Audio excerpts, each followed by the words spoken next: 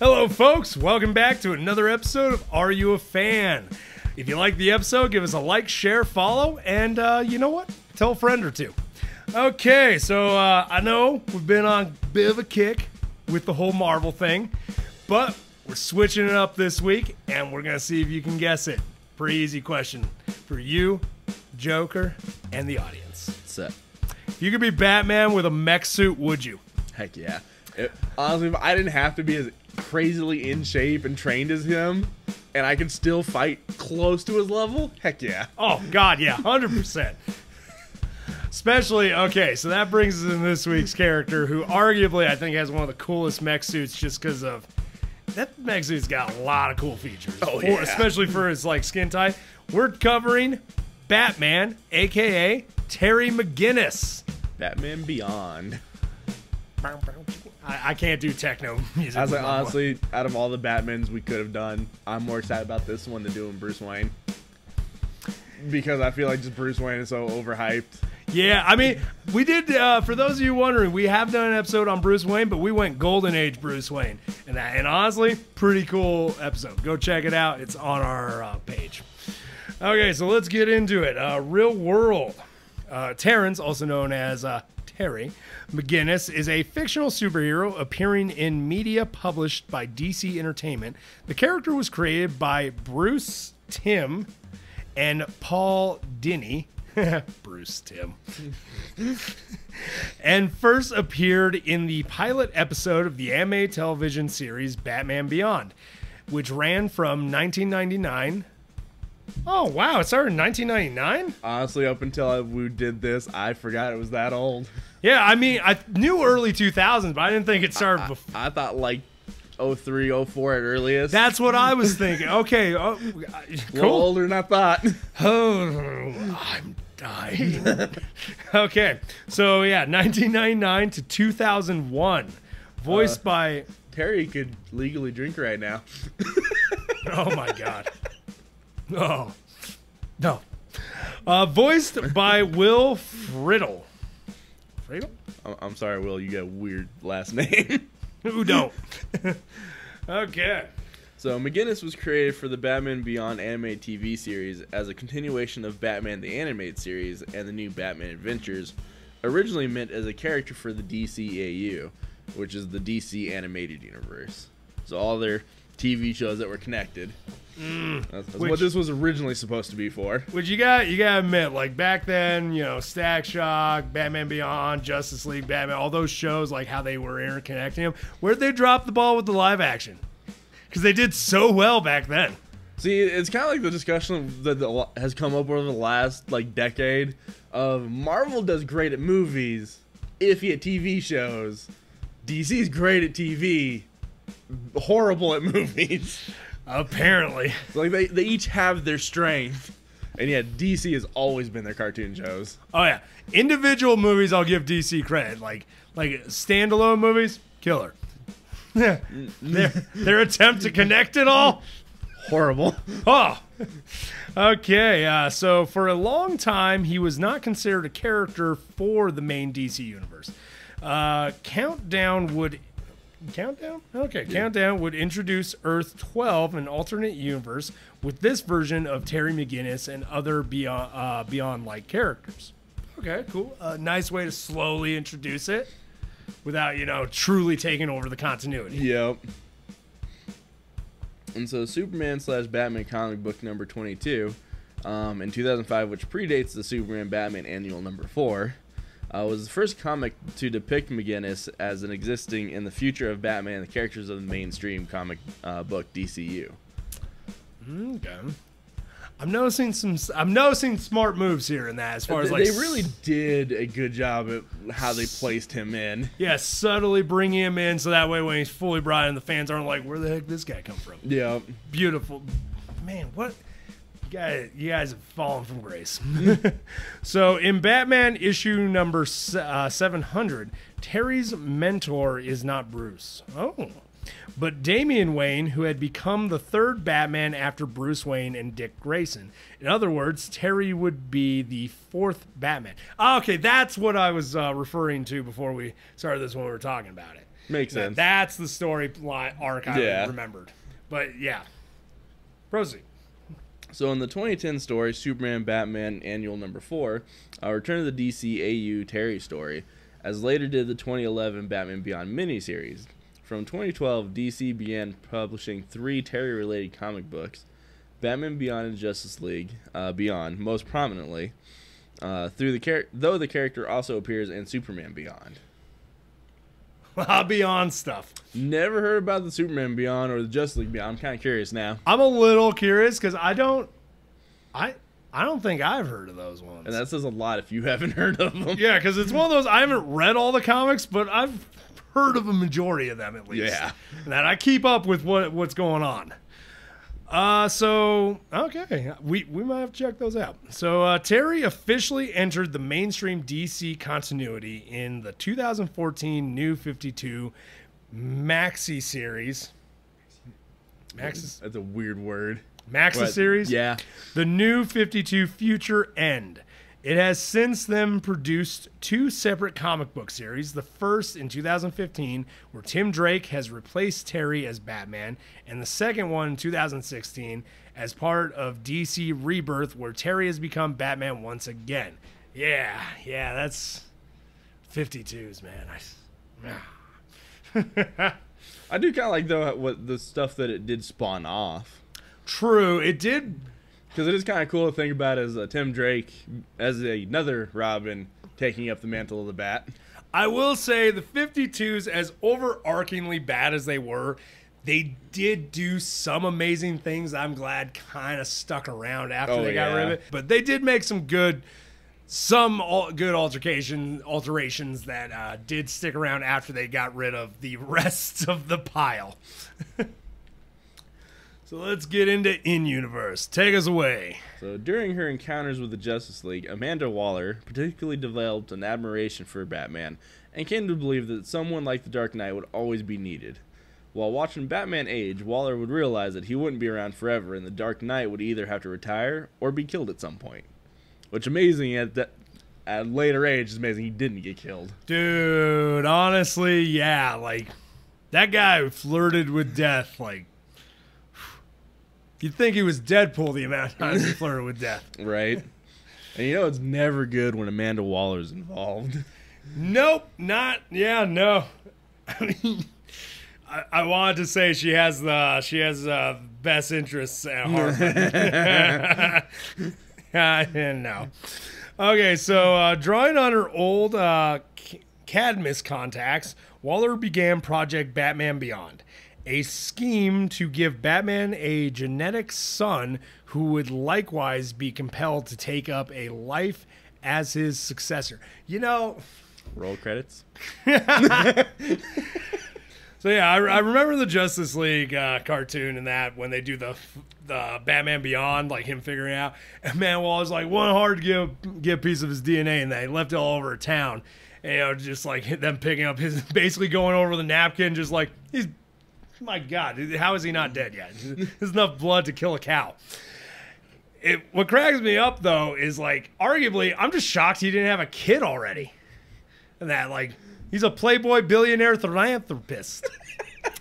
Words. That was great.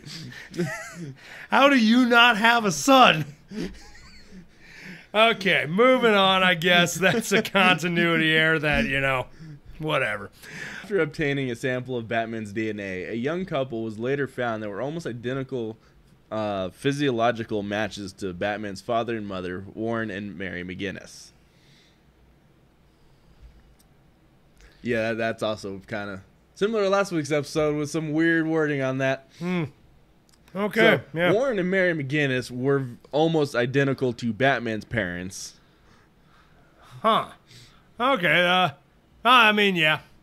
From what I remember, that's pretty accurate. Okay, so during parent routine flu inoculation, Warren was actually administered a nanotech solution that overwrote his reproductive DNA with Bruce Wayne's.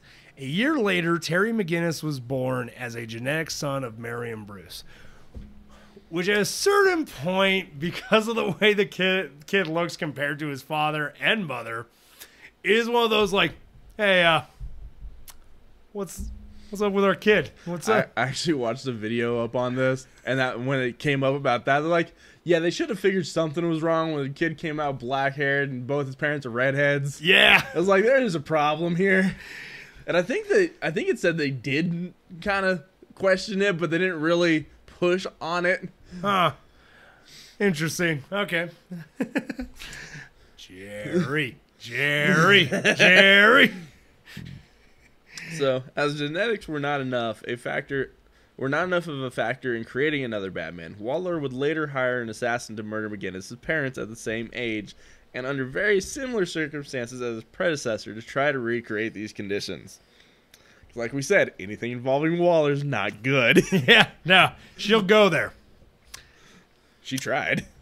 So, the hired assassin, Wayne's former romance, Andrea Beaumont, recognized what the murders had done to Wayne, and subjecting another child to the same horror would be hypocritical for their cause. I literally just said. It's Beaumont. Beaumont heavily reasoned with Waller, with the later realizing she had crossed the line, so she canceled the project. Which I do like that Waller did realize, like, if she was going to do this, she had to stick to Batman's code, basically. Like, because to do this already would just taint the entire process of what she wanted. Well, then I feel like a big reason it happened was because Beaumont, who was also the Phantasm. Yes, I remember that. But I think that's what really pushed Waller. It wasn't even that she realized, is that she really listened and was like, okay, you might be right. It did really mess up Bruce. Yeah, I remember when I saw an amazing movie. Oh yeah, amazing movie. But I remember in that Justice League episode and that when it showed, I was like, oh my! I squealed when I saw that was the assassin. Oh yeah. Hired. So okay. So sometime after his brother was born and his parents divorced, McGinnis turned to be a juvenile delinquent with Charlie Big Time Bigelow. I think someone was a wrestling fan at the time with Bam Bam Bigelow. Oh my God, yes. So, and then he would also become a member of a street gang run by Bigelow and had his fair share of run-ins with the Gotham PD in his early teens, and even serving a 3-month stint in juvie. Which, from one of the videos I watched, like pretty much the only thing that stopped him from going to prison or like full on jail was just his age. Oh wow! Like that was the only thing that really stopped it. Because if I remember correctly, like he was like 16, 17 or something when he technically started becoming Batman. Like he started pretty young. Yeah, he was in high school. Yeah. I remember that. Okay, well, lucked out on that. As he returned to high school, however, he shed some of his worst habits and acquired Donna Tan as a girlfriend. McGinnis still had trouble relating to his father, Warren, accusing him of being irresponsible. On what proved to be the last night of Warren's life, McGinnis stormed out of the house after an argument. Some real Spider-Man vibes there with Oh Uncle my Ben. God, yep.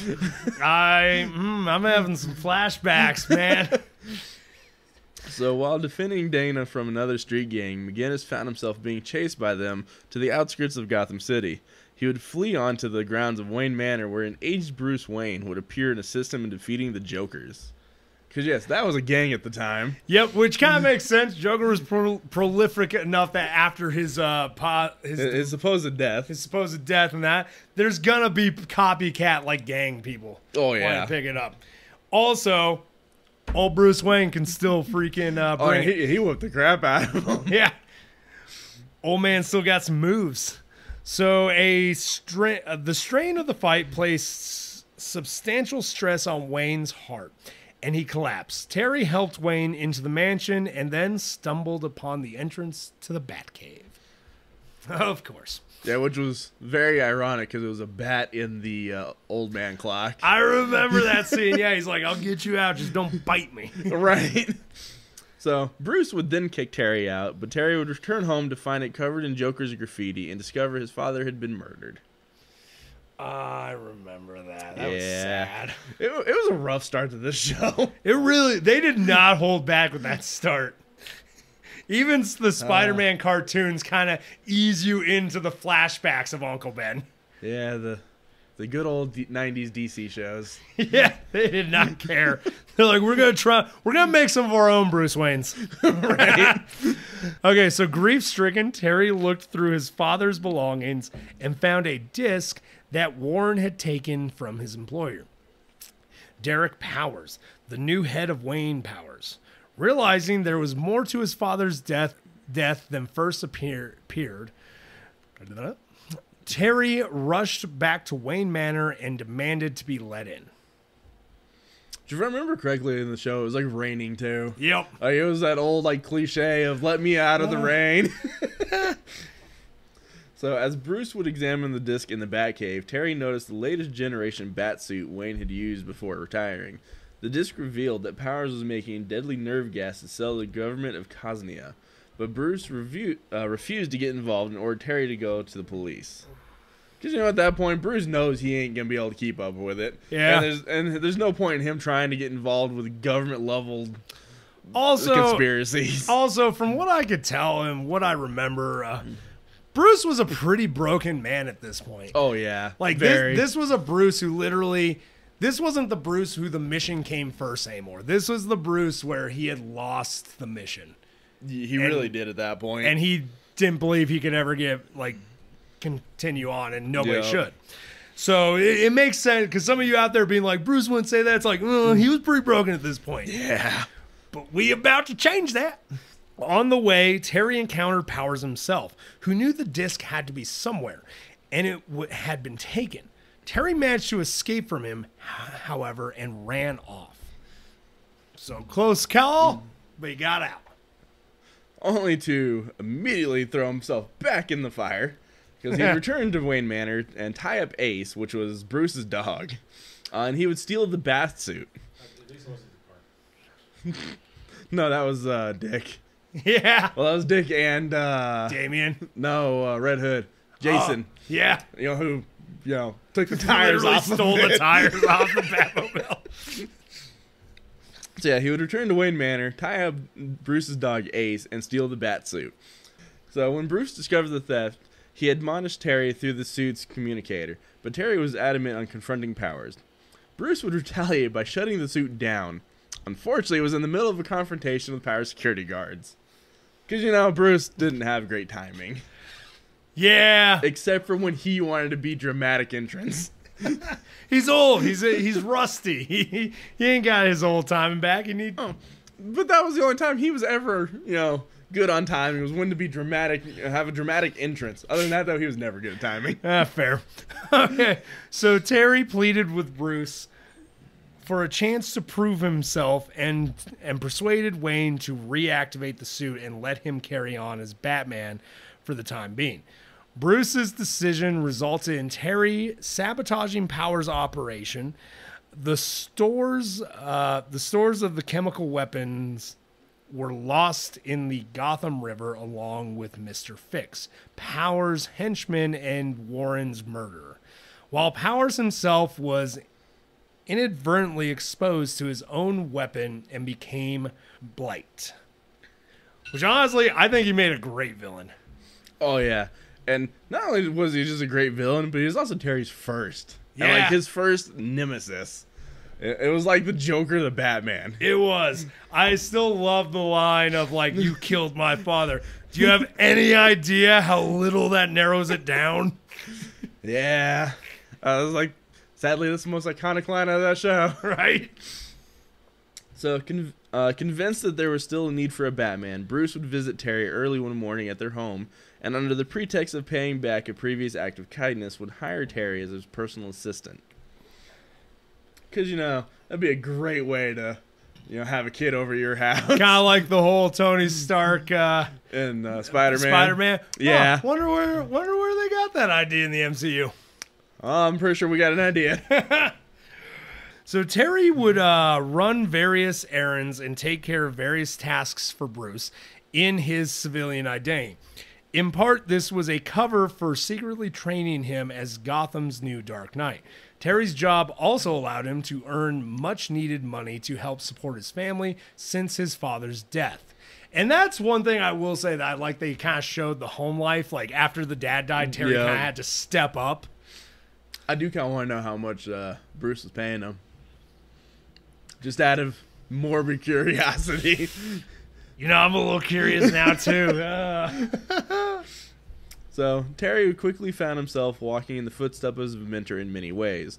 Like his predecessor, Batman amassed his own rogues gallery of villains, including, as we mentioned, Blight, the shape-changing Ink, and the Royal Flush Gang, along with many, many others. Yeah, honestly, some of the villains in that series I really did like. Oh, yeah. Though I feel, weren't the Royal Flush Gang even one that Batman dealt with? Like, Bruce Batman? Justice League dealt with them. But that was during the time Bruce was Batman, though. Yep. Justice League. So, like, that's the only one that really translated into the future. Which, if I remember correctly, in the future, and that, like, totally, fully different group who, because, like, that was the Ace Psychic girl was the original, part of the original group. Which, still kind of cool, though, to see that, like, you know. So there was still at least something kind of tying the two Batmans together. Yeah. Being it was the Royal Flush Gang. That was pretty cool. I did like that. Oh, he also fought Mr. Freeze in an episode. That's right. When they turned him when they finally had the cure to turn him human. That's right.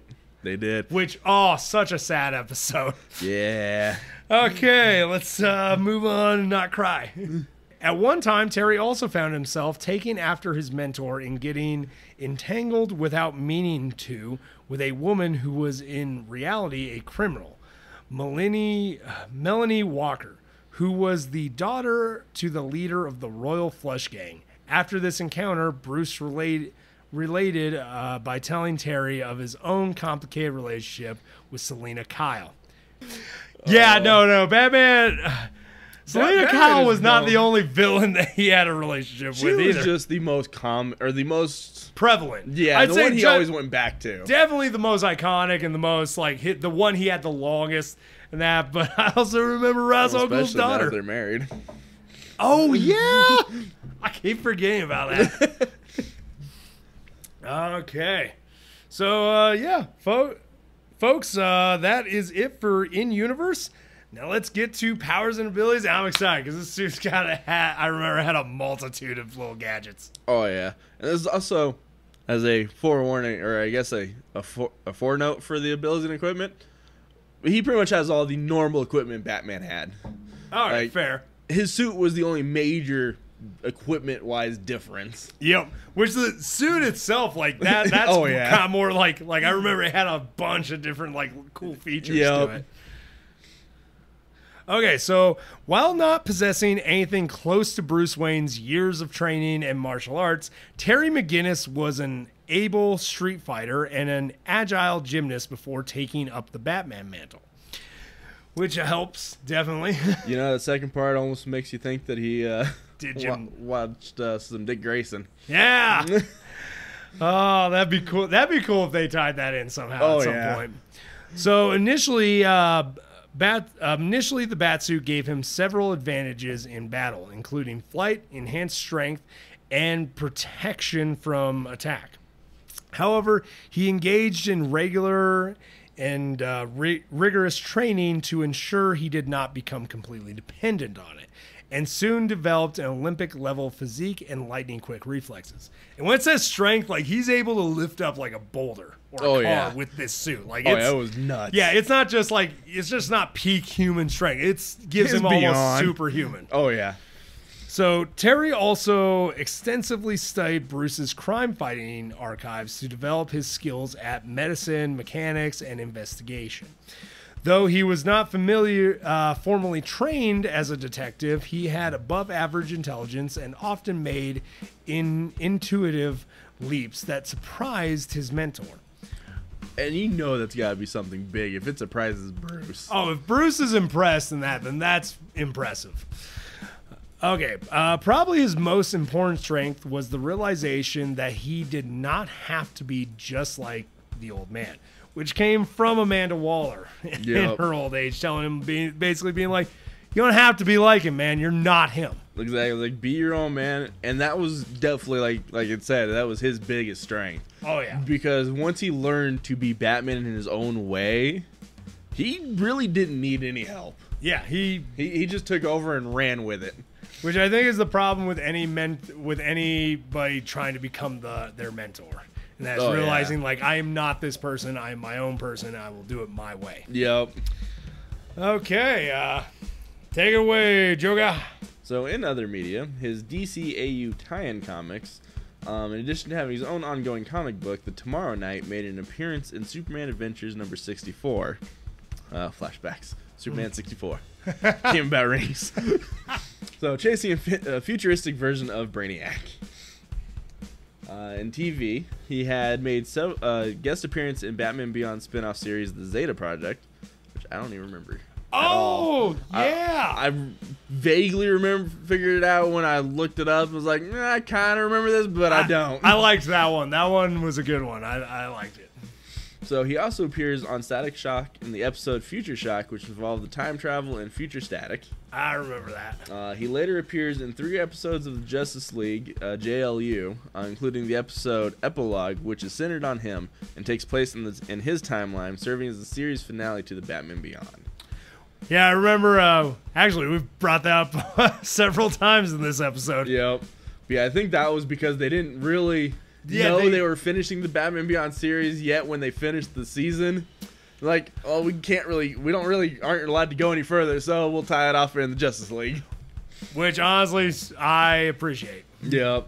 So he also makes a cameo in Batman the Brave and the Bold. He would appear in the DC Nation short adaptation of Batman Beyond during the 75th anniversary celebration for Batman. And a wallpaper of McGinnis as Batman is shown in Nightwing's house in the animated series Teen Titans Go, although it makes no physical appearance. He does have a couple video games. His advanced outfit has been featured as downloadable or pre-order bonus content in Batman Arkham City, and in Batman Arkham Knight as a secondary variant outfit. It is also available in Injustice Gods Among Us. Yep. I do remember the one in Arkham City. Same. Because I think I played with that for a little bit. But it just didn't feel the same as having a cape. Yeah, nah. Not for those games. Nah. So Terry McGinnis also appears via downloadable content as a playable character in LEGO Batman 3 Beyond Gotham. And Batman Beyond Return of the Joker for the Game Boy Color, PlayStation, and Nintendo 64 followed the movie of the same name. I remember that one. Yeah, it was alright. Yeah, it wasn't great. It definitely, it was one of those, like, I remember when I first bought it, I was like, this is going to be awesome. I play, I'm like, what is this? What is this, Super Nintendo? Like, dang. Yeah. They weren't so great on the games.